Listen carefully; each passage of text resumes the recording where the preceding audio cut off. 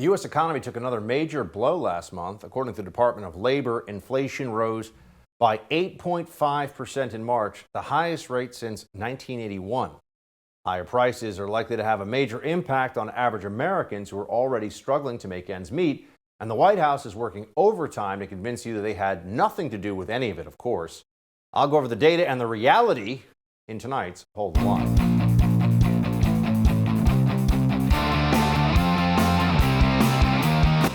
Welcome to Hold the Line. I'm Buck Sexton. They try to prepare everybody for this, but it doesn't matter what the White House says. It doesn't matter what the messaging campaign may be, really. People are aware. The American people are figuring out that inflation is really bad and the Biden regime is making it worse. And they can't hide this. Like so many other things that are out there, the Biden administration can lie to you about a whole range of issues. They can say they're trying to secure the border when they're really not. They can tell you that crime might be up in some places, it's down in others. One thing that everybody in the country who has to pay attention to the cost of their groceries, the cost of gas, one thing they see is inflation. And they understand it. And they know what's going on because they have less money to spend. And their dollars, of course, are also going less far because of all of this. And this is a graph that shows you, for example, the year-over-year increase in food prices since Biden took office. Right? Since Biden took office, March of 2022, rate of 8.8%. There you go. It's almost like Joe Biden comes into power and all of a sudden inflation starts going up and up and up. And this is going to affect people who the Democrats love to demagogue how much they care about these individuals, working class folks, people that are struggling to make ends meet. You know, Joe Biden does his whole roll up the sleeves. I'm at the kitchen table with you. I'm just your buddy. It's all a total sham. But here's what he does. He says, here's the reality. March, there was a rise in basic necessities year over year. Check this out. Gasoline, 48%. Used cars, 35%. Shelter, 5%. I mean, gasoline prices up 48%. Just that alone shows you we've got a major problem on our hands. And look, here's the truth about all this. This is not a good economy. And the Democrats can try to message it differently as much as they want, but because people are feeling this, they're aware of it, it is costing them, quite literally costing them personally. They aren't buying into the spin. It's much harder to get away with the usual distractions and usual tactics and techniques of trying to make it seem like something else is going on here. Wages also, by the way, here's a graph that shows the inflation-adjusted hourly wage shrank 2.7% in March. So wages, when you adjust for inflation, are actually going down. So you're making less money. Stuff is getting more expensive across the board. Got real problems in this economy. And, Democrats, keep in mind, the Biden plan for all this was to spend $5 trillion more dollars. The Democrats want to spend $5 trillion more dollars in addition to where we already are. That was what they thought was the way forward. I mean, it's completely and utterly nuts. Why do we have inflation? Government spending too much money. What does the Democrat Party want to do? Spend even more money. Biden was saying, this was his talking point for a while. It'll reduce inflation. He would kind of do the creepy whisper thing, reduce inflation. He would whisper it all weird, and people would say, well, what the hell is this guy talking about? It's not going to reduce inflation to spend another $5 trillion. That's crazy. That was the best they could come up with, I suppose. Otherwise, they just have to admit that they aren't very smart. They don't know what they're doing, unless maybe their plan is just to bring the country financially and economically to its knees so it's more susceptible to some kind of revolutionary fervor. I don't know, but they've got something going on here. They're also going to do a lot of deflection, a lot of blame shifting.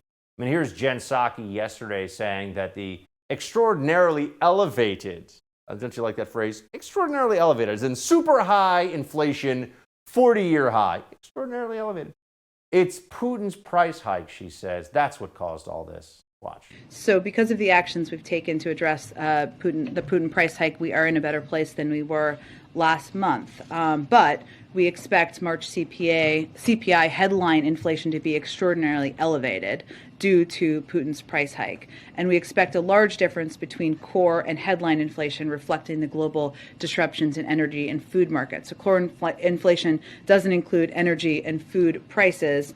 Headline inflation does. And of course, we know that core inflation, energy, the impact of energy, of course, on oil prices, gas prices, we expect that to continue to reflect what we've seen the increases be over the course of this invasion. Can I just point out that they have been wrong on this already about 4 or 5 times in the last year? Remember, they said that inflation, first of all, wasn't going to be bad. And then they said it was going to be transitory. And then they tried for a little while to say that inflation was actually good for the American people. It's a sign of a robust economy, high demand. And they've tried everything.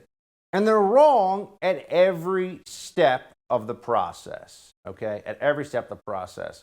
I mean, one place where you can already see how bad this is, the year-over-year increase in energy prices since Biden took office. Remember, since Biden took office, this is a key indicator here, because you'll see on the graph, yeah, it's just going up, 32%.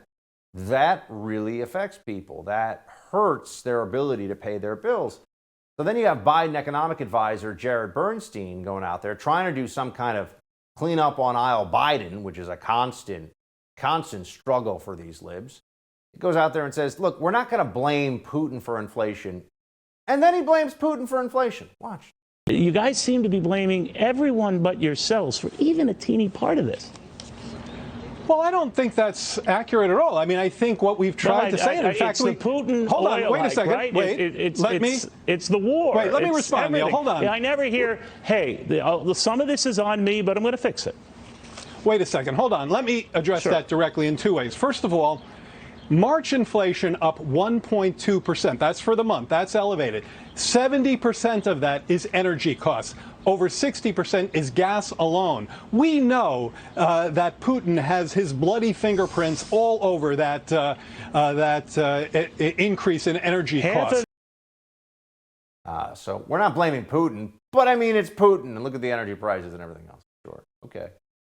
Yeah. Maybe they also could have had the Biden administration be a little more effective in preventing that war, doing something, diplomacy, in advance of this terrible conflict that's going on in Ukraine. So they're blaming Putin, but Elizabeth Warren, because she really only has one sheet of music that she tends to sing from, is blaming corporations for the high prices, the usual class warfare stuff from her. She doesn't believe that anybody really thinks that this is what's going on, but she'll tell this to idiots and they'll believe her. Giant corporations, she tweeted, are using inflation as a cover to raise their prices and boost profits. In industry after industry, we have too little competition. Companies have too much power to increase prices. I've been calling out this corporate profiteering and price gouging. We're in a global energy market. If it were so easy for companies to just unfairly turn up the price and make a whole lot more money for themselves, why did it happen to just occur when Biden took office? You ever think about that for a second? Why weren't they doing this when Donald Trump was president? Biden's in office and all of a sudden the price is rising up, and they're saying it's because the companies are so greedy. So they only get greedy when there's a Democrat running the show poorly? Right, exactly. Look, we'll have more on today's dismal inflation report with professor in economics at the University of Chicago, Casey Mulligan. Right now, I want to tell you about the newest sponsor to Hold the Line, the Silencer Shop. Look, I'm a big supporter of the Second Amendment. For many gun owners, using a suppressor is a must. Suppressors are 100% legal in 43 states. So if you want to practice safe, accurate shooting, the best way to get your suppressor is through the Silencer Shop. They have a variety of suppressors starting at just $365. My friends at Silencer Shop are the industry leaders in suppressors. They're a Texas-based company that excel at customer service. Each phone call, email, direct message, or comment is answered promptly, and they treat you like family. Their customer reviews are awesome. On Trustpilot, Silencer Shop has an average ranking of 4.9 out of 5 stars. That's based on over 25,000 reviews, so you know they can be trusted. You can get more details online at Silencer Shop website. That's silencershop.com, or on Instagram at instagram.com/silencershop. Shop now at the Silencer Shop. They make silencer ownership simple. Again, that's silencershop.com for all your suppressor needs. We'll be right back with more Hold the Line.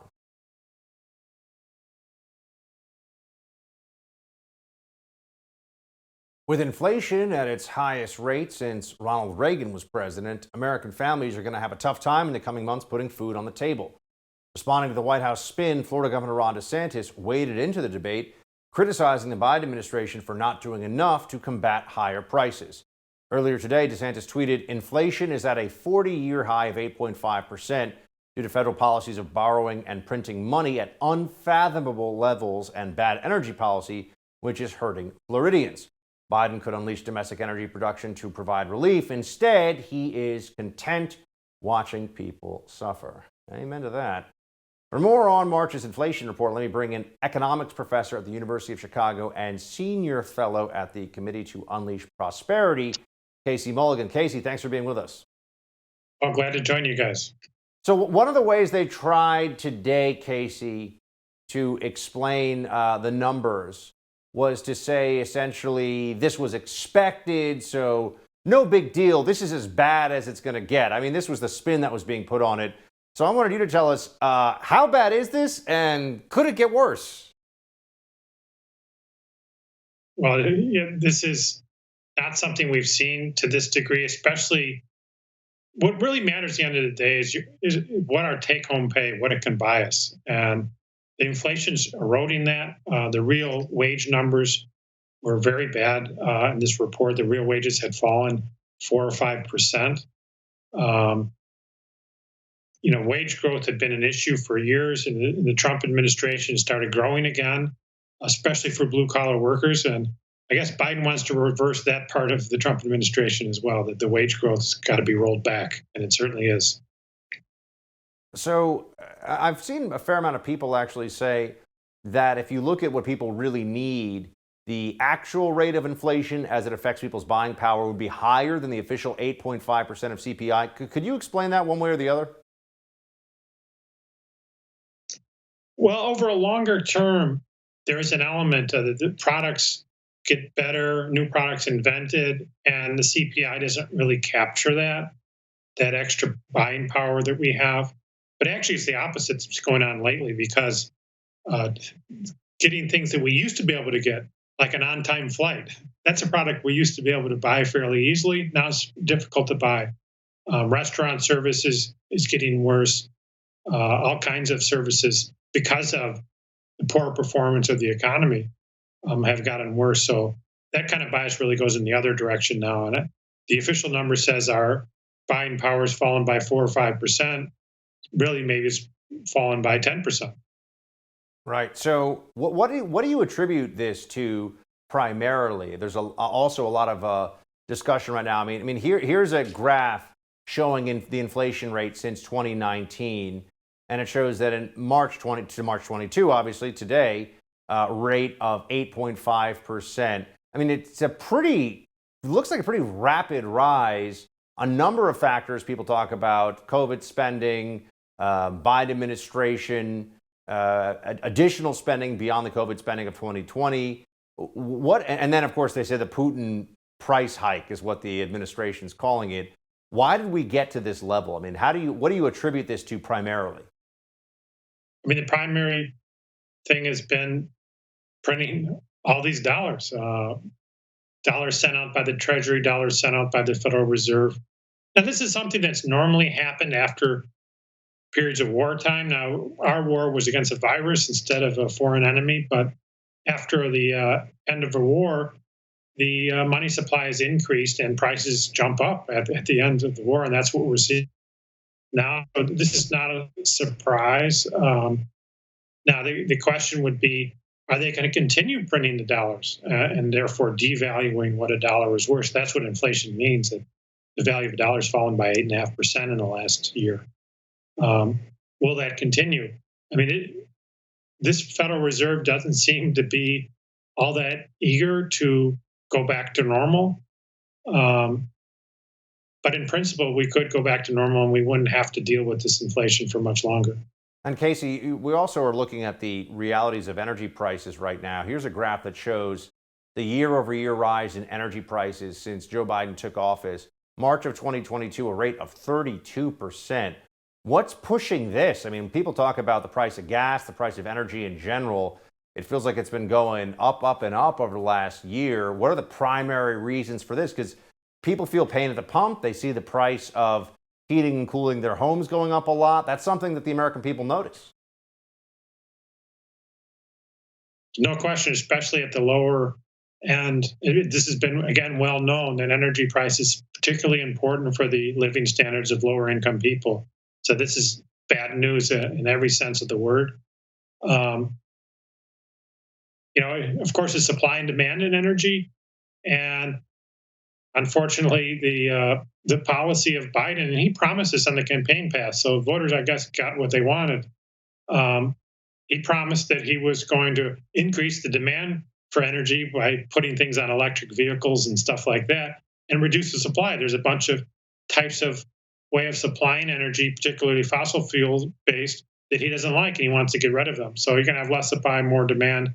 You're going to have higher prices, and that's happening already because those policies have been put in from day one. It's tougher now for a fossil fuel company to get a loan, to get financing, to find minerals on the federal lands. There's a lot of obstacles.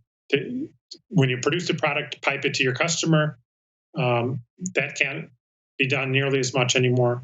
So they've done a full assault on a lot of our energy supply, and that's a big factor. And then the economic recovery also contributes to demand, and we got pretty expensive energy.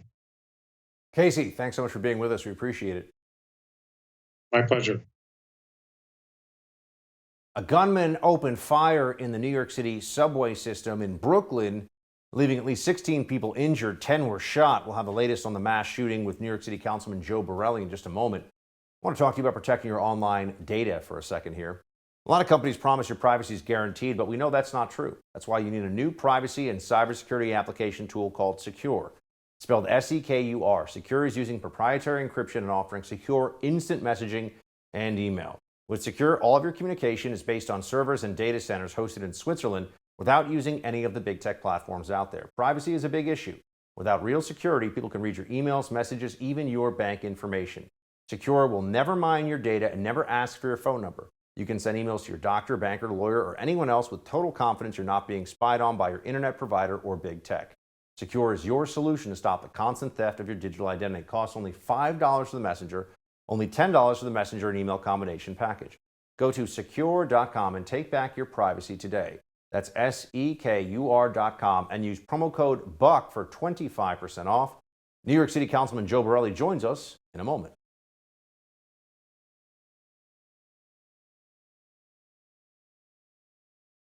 New York City stunned by violence once again. Shooting on a Brooklyn subway during the height of rush hour this morning left 28 people injured. 10 of them suffered gunshot wounds. Here's New York Governor Kathy Hochul at a press conference earlier today. No more mass shootings. No more disrupting lives. No more creating heartbreak for people just trying to live their lives as normal New Yorkers. It has to end, and it ends now. And we are sick and tired of reading headlines about crime. It has to stop. I'm committing the full resources of our state to fight this surge of crime, this insanity that is seizing our city, because we want to get back to normal. Get back to normal, huh? Actions speak louder than words, Governor. Your party is the problem. Let's talk about how they could actually do something about the crime situation in New York with New York City Councilmember Joe Borelli of Staten Island. Joe, good to see you. You too, Buck. Thank you. I mean, first, going to just start as I sit here speaking to you. We have members of the NYPD and other law enforcement agencies trying to find this individual. I mean, what are your first reactions to what occurred today on the subway in New York City?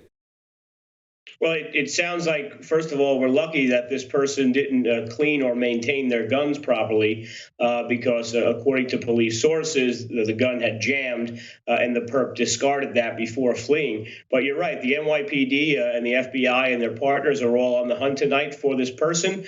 I do commend some of our city leadership for taking the proper steps and locking down neighborhood schools, cordoning off an area and having a tremendous police response.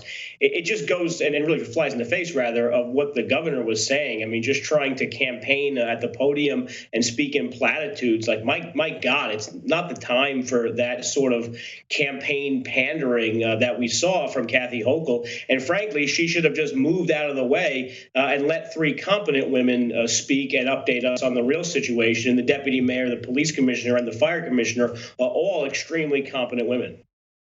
And Hochul, in her own mind, I mean, she said today that she'll commit the full resources of the New York State government to dealing with the crime problem. Are Democrats suddenly recognizing that they have to do things differently, or are we going to hear more about, community outreach and sports programs for youth and things like that? Social workers. I mean, do they realize that we need to actually lock up criminals, back our police, have prosecutors that don't have left-wing progressive lunatic ideas? What does Kathy Hochul's version of helping with crime look like, as far as you know? No, rest assured, it'll be more of the midnight basketball type of criminal justice policy that we've seen from a lot of Democrats. The governor just passed a budget, and in that budget, they got some form of reforms to our bail reforms. But these particular reforms are extremely small, minuscule, and meaningless. And basically, Kathy Hochul had to go to the state legislature and said, how little can we do on bail reform so that you guys aren't mad, my progressive allies, but the public is off my back in the next gubernatorial race. Obviously, that's not going to work out because we're not going to see any meaningful change from the reforms that were made. But if she was serious about those reforms, she would use her bully pulpit day in, day night. Frankly, the mayor's been pretty clear on this. The one really highlight of Mayor Adams is that he's been pretty clear on this. But she could use her bully pulpit to push back on the state legislature and put the blame where it belongs. Most New Yorkers are not afraid of a mass shooting day in and day out. They are afraid of gang violence. They are afraid of shootings on subway platforms, but those are usually from people who are released back on their own recognizance because of the weak, ineffective laws in New York State. Mayor Eric Adams, who is in COVID quarantine, spoke out today about this. Here's what he said. The suspect in today's attack detonated smoke bombs to cause havoc. We will not allow New Yorkers to be terrorized, even by a single individual. NYPD is searching for the suspect at large, and we will find him. Interesting he used the term terrorize there, considering that we were told at the press conference earlier today by the NYPD commissioner that they're not treating it as an act of terror. I mean, I used to do these investigations, Joe. If this isn't even, why would it not be investigated in that way, considering what we already know? I mean, a guy wearing a gas mask shooting a bunch of innocent people, rolling gas grenades in, fireworks found at the scene as well, from what I've read. And it seems like it was clearly a attack perpetrated to create terror. So we don't know the motive yet, but doesn't it seem like a terror attack? What am I missing?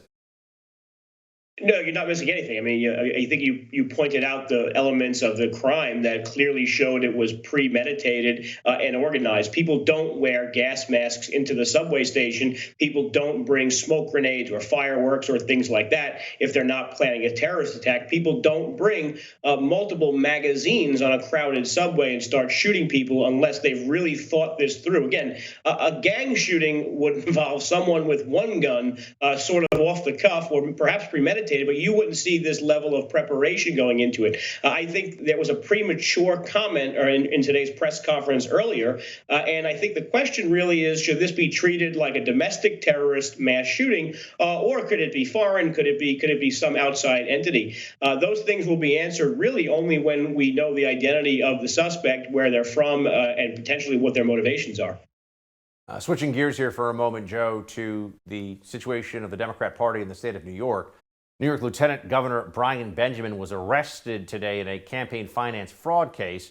He was charged with bribery, fraud, conspiracy, and falsification of records in an alleged scheme to obtain campaign contributions from a real estate developer in exchange for Benjamin's agreement to use his influence as a state senator to get a $50,000 grant of state funds for a nonprofit organization the developer controlled. What was going on? I mean, those are the basics, but what do we need to know about this situation? No, and this is a very basic crime. I think the Southern District made this out to be some elaborate scam. But let's be truthful about what New York's public taxpayer-funded election system actually does.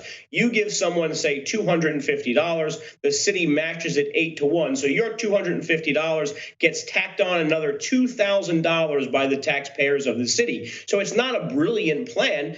This person basically took one well-funded donor and asked them to cut separate checks through separate individuals who may or may not even have knowledge that they were being used as straw donors, thus to basically defraud the taxpayers out of a whole bunch of money. This is the kind of thing that does happen when you make it so easy to scam the system. I'm glad it's caught, but this is like basically catching one drug dealer in the park and saying that we've caught all the drug dealers, only one person is selling drugs in a park at night. This is routinely abused by Democrats and perhaps even Republicans, and that's why public financing shouldn't be replicated in the state or any other state or city around the country. And just wondering if you see this as a liability for Democrats, considering that you've got an election coming up here. It's a huge liability politically, but also tactically and legally it is. So the governor had the chance to decline his nomination as lieutenant governor just a few days ago and missed the window for that. So now, as a technicality, Democrats are going to have to actually nominate this indicted politician, potentially for a judgeship or for a state legislature in a different part of the state, just so they can get him off the ballot. That's how bad of shape they're in. I think Kathy Hochul's in bad shape as it was. We had a poll come out from the Zeldin campaign that shows him closing within 4 or 5 points of her. Certainly, this is going to erode her whatever credibility she had left. And I wouldn't be surprised if you start seeing Lee Zeldin start rolling out campaign chairmen, transition teams, and things like that, because this guy is running as though he's going to win the governorship and change the state of New York. Joe Borelli, sage of Staten Island. Good to see you, sir. Thanks for being with us. You too, Buck. Thank you. Black Lives Matter is apologizing today after it was revealed the racial justice organization quietly purchased a $6 million mansion in Southern California. We'll have more on that with the First TV's Tiana Lowe coming up. Look, you know me. I'm skeptical by nature, so when I heard about home title theft, I was like, come on, is this really a big deal? Can some cyber criminal really just forge your name off the deed to your home and pretend they're the new owner? Turns out, yeah. The FBI will even tell you this is a real thing. It's a credit card, or rather, it's a crime that is growing faster than credit card fraud. And you're not covered by homeowners insurance or common identity theft programs. Home Title Lock has earned my trust. Home Title Lock puts a barrier around your home's title. The instant they detect anyone tampering with their home's title, they mobilize to help shut it down. Here's what I urge you to do. Number one, go to HomeTitleLock.com. Read the testimonials from former FBI agents, government officials. Number two, register your home to see if you're already a victim and don't even know it. When you protect your home, tell them Buck Sexton sent you to get the listener discount. HomeTitleLock.com. Again, that's HomeTitleLock.com. The First TV's Tiana Lowe stops by. Stay with us.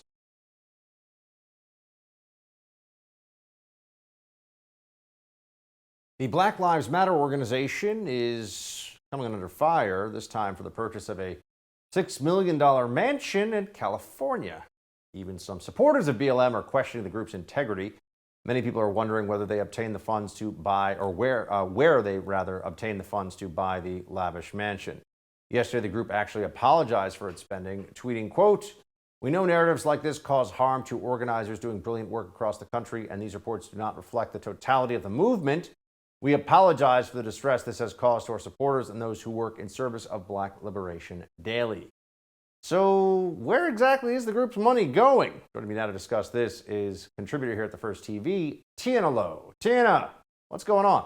Hey, Buck. I love how the complaint is the narrative, as though the optics are the problem and not the chance that they're committing outright fraud from donors. So here, for example, is a video showing some BLM leaders in their $6 million mansion talking about, well, I'll let people watch themselves. I look up to the both of you so much.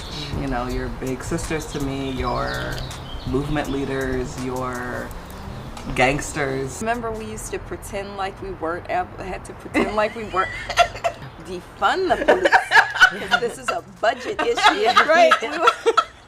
Yes. And like now we are talking about abolition. Yeah, we kind of just mean abolition. What's going on there? Oh, it's nice. They're probably sipping on some $100 bottle of Veuve Clicquot or whatnot. I mean, this is an organization that has made $90 million in just under a decade of its existence.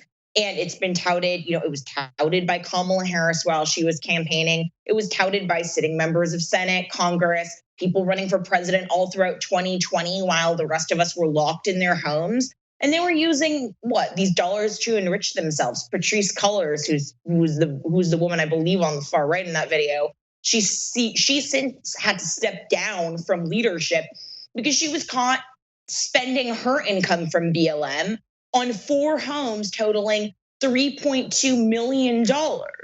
So in this house is in Malibu, California. And now their line is that this is a space for Black liberation and activism, as though they need like one of those TikTok houses in LA. It's pretty clear, I think, what this organization's MO is, because it was silent when it came to actual organizing in 2020 to push forward the bipartisan police reform bills that Republicans and Trump were interested in, I mean, because why would you work with Republicans to get anything done when you can just make yourselves rich by advocating for the abolition of the nuclear family, which is something that is explicitly in the Black Lives Matter organization's charter. But they've been a fraud from the start. And, I wish I could say that I have more pity for the people who give up their money to this organization. But if you were duped by this, I don't know what to tell you. They were never in favor of any legislation. They were never in favor of, I don't even think that they had a Soros type goal for changing, for backing specific prosecutors and district attorneys. It was pretty clear that this was always, more about getting people incensed and a publicity machine than it was about any actual hashtag change. By the way, you mentioned this, but this is a bit of a throwback. Last year, BLM co-founder Patrice Cullors was coming under some criticism for purchasing several homes in California. She explained her reasoning in this clip. Watch. The right-wing media is trying to create hysteria around my spending is frankly racist and sexist. Many of us who end up investing in homes in the Black community often invest in homes to take care of their family. So homes that I've bought directly support the people that I love and that I care about. Okay, so the criticism is racist, and because she has Black family members who will be living in the homes that she has bought with BLM money, she's helping Black people in a general sense. It seems to me that is actually what she said her justification was. Am I missing something? Yeah. You're missing that it's also sexist, Buck. You forgot that. I did miss that. That is true. Which means that if you criticize me ever, it's just because you're sexist, not because I said something incorrectly, clearly. No, I do love this idea that, she's investing in Black people in general because she has a home for her family. Is that not what those of us on the right who like to protect private property were trying to say throughout all of 2020? That we wanted to protect our homes for our family? We wanted to protect our neighborhoods from, quote unquote activists who were looting and rioting and destroying our property values. It is funny how when you're in the driver's seat, all of a sudden the arguments become very conservative. That's a very conservative argument she's making if you strip away all the identity politics from it. But again, this is what I challenge people to tell me. What has BLM done legislatively speaking? Seriously. And I'm not saying this just to praise Trump for the First Step Act or whatnot, but the First Step Act is as far as I can think of, the only federal law in the existence of BLM as an organization that actually did anything to advance, some sense of criminal or police reform, criminal justice or police reform. Right. What has BLM sponsored? Speaking of being wrong, Tiana, the mask mandate loons are back. You might have seen this in Philadelphia. It doesn't matter. They never give it up. They're masking indoors starting after Easter, I think. Seems so weird. You got a crisis right now, but you're going to wait for people to have to, be next week, I guess. It'll go into effect. Seems quite strange to me. Is it happening in D.C. too? Because I know GW, George Washington University, American University, they've got mask mandates back. Is it going to creep into D.C.? I think it's going to creep into New York City soon.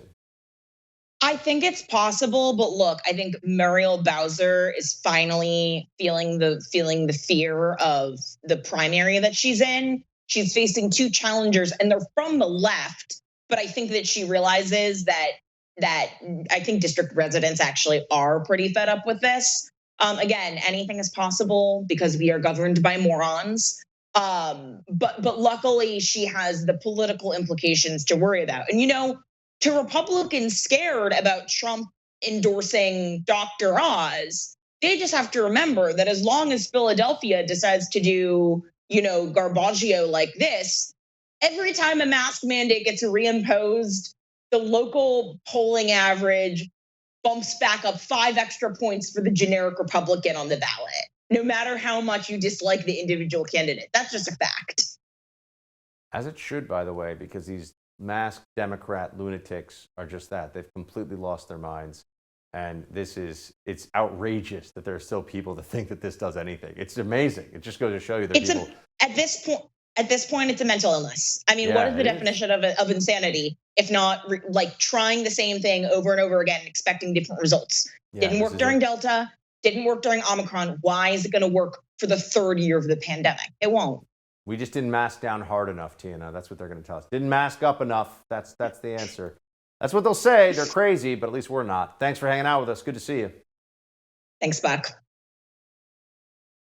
Today, The View's Sunny Hostin explained why she wants mask mandates forever. Apparently it's because she thinks other people are gross or something like that. We'll have the video for you in quick hits. Stay right there.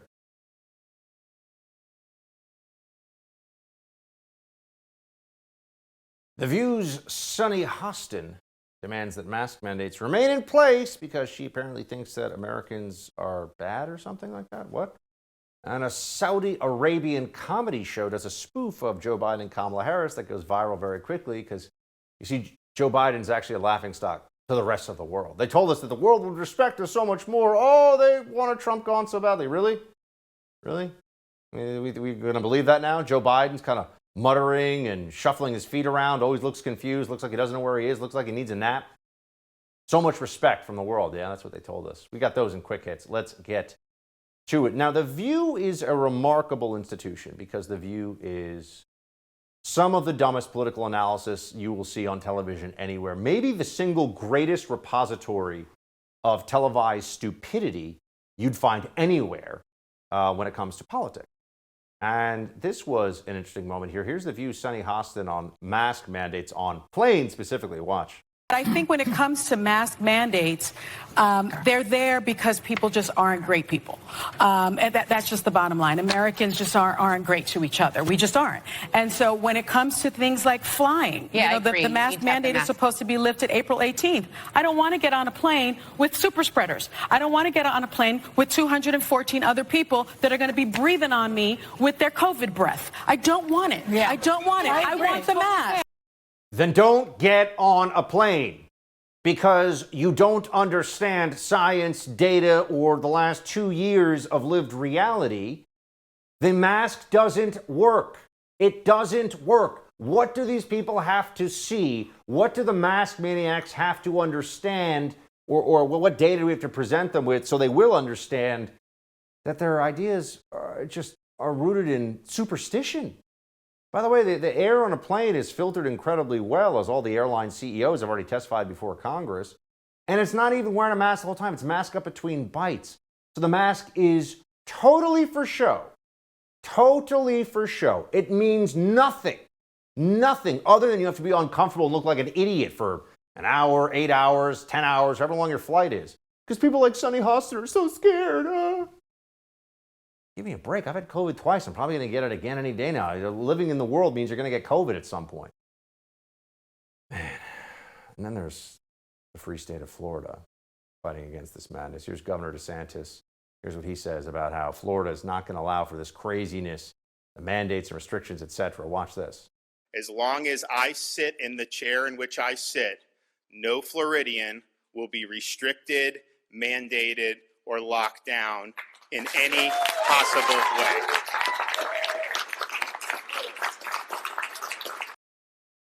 No Floridian will be restricted or locked down in any possible way. Isn't that an amazing thing? Shouldn't that be the case for every state in the country right now because we've lived through 2 years of this. You have to remember, lockdowns weren't only deeply authoritarian, unconstitutional, and destructive. There was no upside. The lockdown policies that we had, the masking policies, were all downside. There was no benefit. It'd be one thing if they could sit here and say, hey, you know, look at all the great things we got. Okay, sure, there's some downside, but there was no upside to this. It is nothing but downside. The only upside is psychological benefit and political benefit to crazy libs, to Democrats who cannot live in reality. But they're going to have to live in reality about Joe Biden because he's an imbecile. And other people around the world are recognizing this at some level. Here is look, Saudi Arabia is not known for being a humorous place, but they do have comedy shows, apparently. Who knew? And here's a Saudi comedy show spoofing President Biden and Vice President Harris. Watch.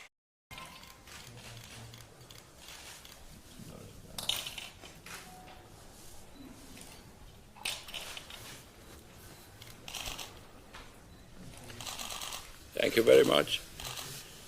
Today, we're going to talk about the crisis in Spain.